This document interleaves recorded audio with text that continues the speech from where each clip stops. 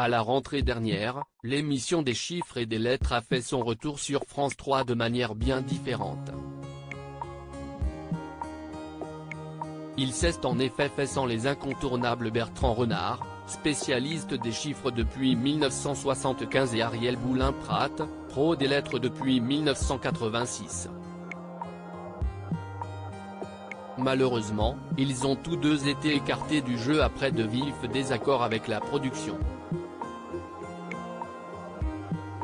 En guerre avec France Télévisions depuis, Bertrand Renard et Ariel Boulin-Prat vont porter l'affaire devant le Conseil de prud'homme selon les dernières informations du Parisien. Ils dénoncent un départ contraint et forcé du programme pour lequel ils travaillaient depuis respectivement 47 et 36 ans.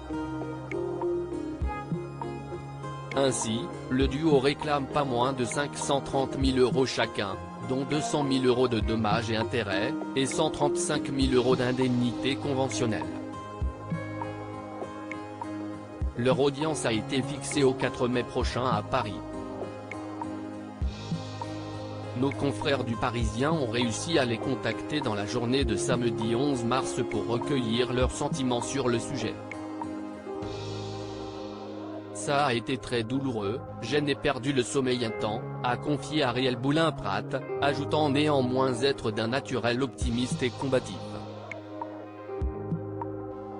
Son acolyte Bertrand Renard regrette de son côté que cela se termine comme cela.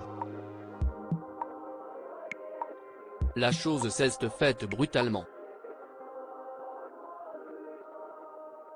Vous ne quittez pas sans regret une société où vous avez passé près de 50 ans de votre vie, surtout du jour au lendemain, a-t-il également déclaré. Le tandem renvoyait avec une rare violence CST au mois d'août dernier qu'il avait été annoncé que des chiffres et des lettres basculeraient le week-end afin de laisser la place à Cyril Ferraud son nouveau jeu en semaine et se séparer de Bertrand Renard et Ariel Boulin-Prat.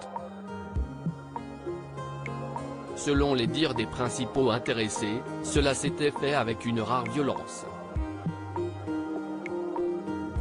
Pour la chaîne nous ne sommes rien. On n'a eu aucun coup de fil. On a été viré, en visio, en 10 minutes. Si est ça la réalité, avait confié Madame Lettres sur les ondes de Virgin Radio début septembre. Pour rappel, Ariel Boulin-Prat et Bertrand Renard étaient renouvelés en CDD depuis toutes ces années.